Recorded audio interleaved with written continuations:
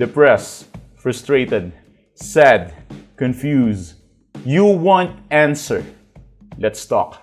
Give me a message sa page ko sa Philippine Dating Coach and you can have one-on-one coaching with Coach Baze, your dating coach. Just please subscribe to my channel and hit the bell button. Ma-addict sa'yo si ex kahit may iba na siya. Paano gagawin yun? Ngayon, ang kailangan mo lamang ay tapusin ang video na to at sundan mo ang mga different techniques at approach na gagawin ko. Unang pinakamaganda mong gawin, ito ang pinaka-advisable sa'yo. Huwag ka muna magpanik kapag may bago na siya. Alam ko naman kasi na once na ang ex mo is nagkaroon na ng bago, unang-una mong nararamdaman ay pagpapanik na baka may nangyayari na or mahal na niya yung bago niya, baka kalimutan ka na niya. Kumbaga, natitrigger yung fear of abandonment o yung tinatawag nating FOA, like fear of abandonment. Ibig sabihin, natatakot ka na iwanan ka ng ex mo ng tuluyan at i-dismiss na niya yung patungkol sa'yo. Pero huwag kang mag-alala, hindi yan mangyayari ng ganun-ganun lang. Ina-assure ko sa'yo na ang ex mo kapag naghanap ng bago, simple lang ibig sabihin nun. Ibig sabihin, hindi ka niya kaya. Bakit hindi ka niya kaya? Kasi kung talagang goods lang siya na mag-iwalay kayo at hindi siya naapektuhan, hindi na niya kailangan humanap ng rebound, di ba? Kumbaga, di na niya kailangan humanap pa ng bago na sasalo sa kanya. Ba't ka magpapasalo kung kaya mo naman mag-isa, di ba? Parang alam mo yun, parang, uy, libre kita. At dahil nung iniwan ka niya, dahil wala siyang sariling pera, kailangan niyang humanap ng iba na manlilibre sa kanya. Ibig sabihin, hindi siya buo. May kulang sa kanya. May problema ang ex mo. Hindi ikaw may problema. Ang tunay na may problema ay ang ex mo. Dahil nahihirapan siyang makamove on sa'yo gamit ang sarili niyang kakayahan. Kaya, huwag kang kakabahan kapag may rebound siya. Kasi it doesn't mean na nakamove on na siya. Isa lang ang ibig sabihin nun, hindi niya kayang mag-move on. Hindi niya kayang umalis sa'yo or hindi ka niya kayang kalimutan.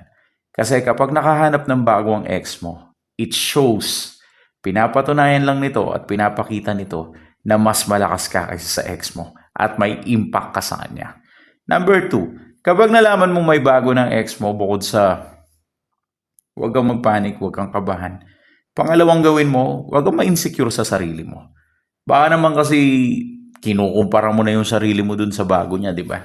Do not do that. That's very weak. Okay? Napaka-weakling ng ganong attitude. Napaka-insecure ng ganong estilo.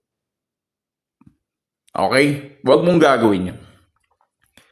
Pinakamagandang gawin mo is first, huwag mo munang i-research kung sino yung bago niya. Huwag mo nang tignan. Huwag mo nang i-stalk kung pwede lang.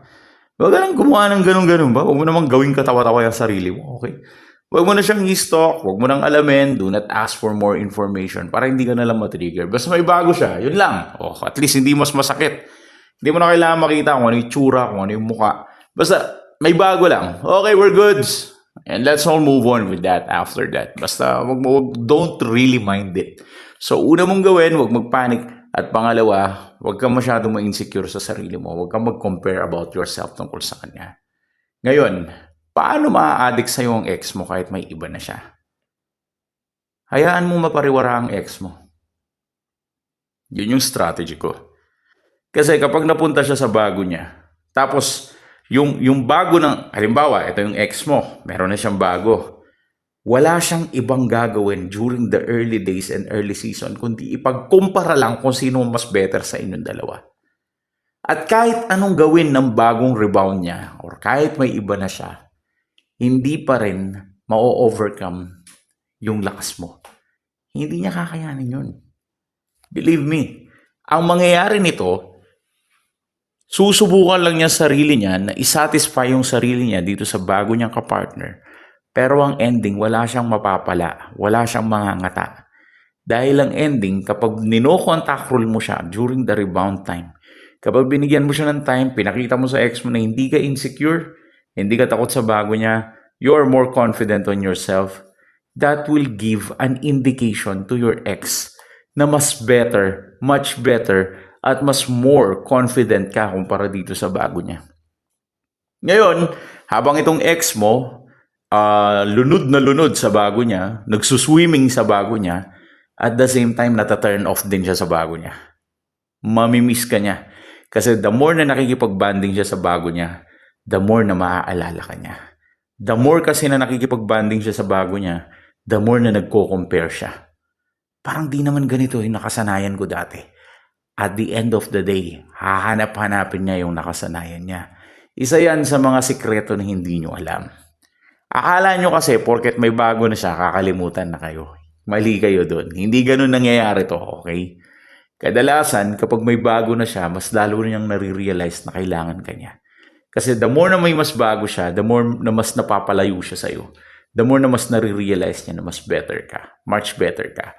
Ngayon, kailan nagkakaroon ng problema na mas nagiging high value yung bago niya kumpara sa'yo?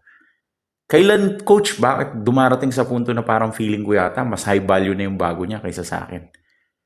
Okay. Kapag na-insecure ka, kapag naghabol ka, at kapag pinagmukha mong bata yung sarili mo, that would be the time na talagang maaapektuhan yung utak at yung isip ng ex mo na pag pinakita mo weak ka, pag pinakita mo naghahabol ka, pag pinakita mo nangangawa ka at lumuluha ka, lalo naman niyang marirealize na buti na lang iniwang ka niya at naghanap siya ng bago. Make sense? Kung gusto mo lalo kang isipin ng ex mo, hayaan mo siya mag-enjoy dun sa bago niya hanggang makita niya yung difference yung dalawa. At magko-compare siya sa isip niya at dun niya iisipin na mas better ka, much better ka. Mas seseryosohin ka niya kapag na-realize niya na kasama yung bago niya.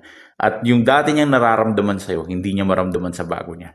Believe me, napaka-worse sa feeling nun kapag naramdaman niya na yung bago niya is much more worse kaysa sa sayo. Pero, wag ka lang papaldo dito sa part na to. Kapag pinaramdam mong naghahabol ka, that will be the time na maiisip niya, buti na lang pinagpalit ka niya.